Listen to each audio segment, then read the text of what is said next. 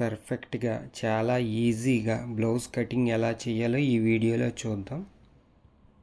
Hands చేతి పని కోసం 1 ఇంచ్ ఒక లైన్ గీసుకున్న తర్వాత ఆది బ్లౌజ్ ఈ విధంగా పరుచుకొని చంక కింద పొడవు దగ్గర ఒక మార్క్, చెయ్యి లూజ్ దగ్గర ఒక మార్కు, చెయ్యి పొడవు దగ్గర మార్క్ పెట్టుకుని ఆది బ్లౌజ్ ఏ విధంగా ఉందో ఆ విధంగా మనం మార్క్ చేసుకోవాలి.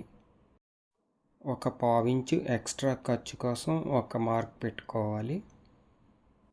అలాగే ఫ్రంట్ వైపు వచ్చేది ఒక 1/2 ఇంచు ఆ విధంగా షేప్ చేసుకోవాలి.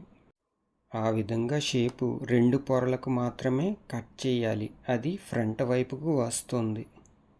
ఇప్పుడు బ్యాక్ పార్ట్ ఒక 1/2 ఇంచు ఖర్చు కోసం మార్క్ చేసుకుని బ్లౌజ్ పొడవు ఎంత ఉందో చూసుకుని మార్క్ పెట్టుకోవాలి.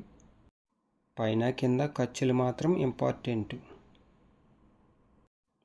బ్యాక్ నెక్ ఎంత ఉందో ఆది బ్లౌజ్ ప్రకారం మార్క్ పెట్టుకుని ఖర్చు కూడా పెట్టుకోవాలి. ఆది బ్లౌజు సెంటర్కు ఫోల్డ్ చేసి సైడ్ ఖర్చు దగ్గర ఎంత ఉందో అక్కడ వరకు ఒక మార్క్ పెట్టుకోవాలి. సైడ్ డాట్స్ కోసము అలాగే సైడ్ ఖర్చుల కోసం కూడా మార్క్ పెట్టుకోవాలి. ఇప్పుడు బ్లౌజ్ శుభ్రంగా నీట్గా ఈ విధంగా సర్దుకొని ఫోల్డ్ చేసుకోవాలి. అలా ఫోల్డ్ చేసిన బ్లౌజుని బ్యాక్ పార్ట్ కట్ చేయడం కోసం పీస్ మీద పెట్టుకోవాలి. నెక్ వైపు మెడ దగ్గర ఆది బ్లౌజు దగ్గర ఒక మార్క్ పెట్టుకుని అక్కడ కూడా ఖర్చు కోసం పెట్టుకోవాలి. షోల్డర్ జారిపోకుండా ఆది బ్లౌజు భుజం ఎంత ఉందో అక్కడ వరకు మార్క్ పెట్టుకుని బ్యాక్ లూజ్ దగ్గర ఒక మార్కు, చంక డౌన్ దగ్గర ఒక మార్కు పెట్టుకున్న తర్వాత చంక రౌండ్ మార్క్ చేసుకోవాలి. ఖర్చు ఒక 1/2 ఇంచు ఉంచుకుని అక్కడ కూడా మార్క్ చేసుకుని ఆది బ్లౌజ్ లాగా స్కేల్తో లైన్ చేసుకోవాలి. చంక డౌన్ దగ్గర కూడా లైన్ చేసుకుని రౌండ్ గీసుకోవాలి.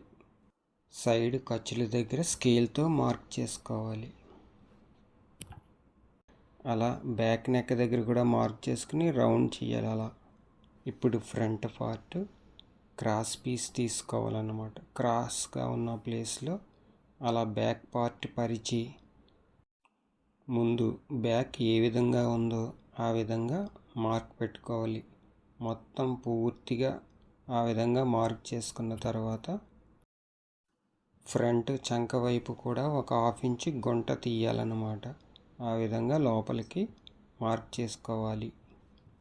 ఫ్రంట్ లూజు ఆది బ్లౌజు ఏ విధంగా ఉందో అక్కడ కుట్టు దగ్గర నుండి సైడ్ కుట్టు దగ్గర నుండి ఫ్రంట్ ఉక్స్ పట్టి వరకు ఎంత ఉందో లూజ్ దగ్గర మార్క్ పెట్టుకుని ఒక 1/2 ఇంచు ఖర్చు ఉంచుకొని అలా మార్క్ చేసుకోవాలి. ఫ్రంట్ నెక్ దిగిపోకుండా ఆది బ్లౌజ్ ఎలా ఉందో ఆ విధంగా పైన ఒక 1/2 ఇంచు ఖర్చు వదులుకొని అలా రౌండ్గా పెట్టుకొని ఆది బ్లౌజ్ ఏ విధంగా ఉందో అలా రౌండ్గా మార్క్ చేసేసుకోవాలి.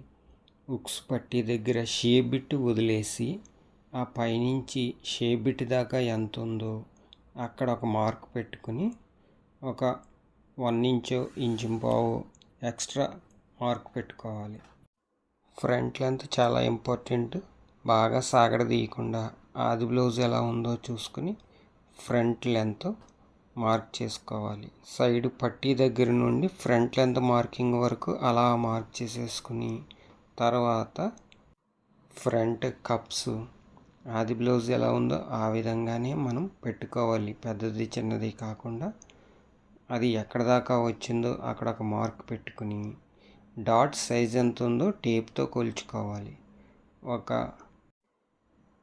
1 ఇంచ్ మీద 2 గీతలు అంటే 1.5 ఇంచు వరకు ఉంది అంటే మనం 2.5 దగ్గర మార్క్ పెట్టుకోవాలి. తర్వాత ఆ కుట్టు దగ్గర నుండి సైడ్ కుట్టు వరకు ఎంత ఉంది, ఒక 5 ఇంచెస్ ఉంది.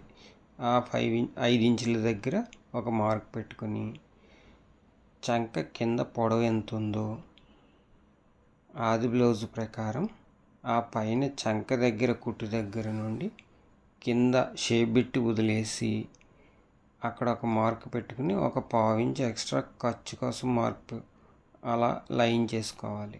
ఆది బ్లౌజ్ ఎలా ఉందో అలా.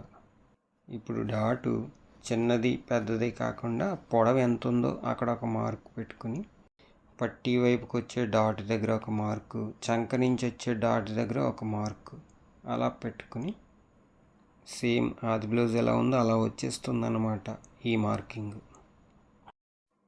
షేప్ బిట్ తీయటం చాలా ఈజీ. అక్కడ పట్టీ దగ్గర కింద నుండి షేప్ బిట్ జాయింట్ వరకు ఎంత ఉంది, 2.5 ఉంది అంటే మనం ఒక 1/2 ఇంచ్ ఎక్స్ట్రా ఖర్చు పెట్టుకుని ఒక 3 ఇంచుల దగ్గర మార్క్ పెట్టుకోవాలన్నమాట.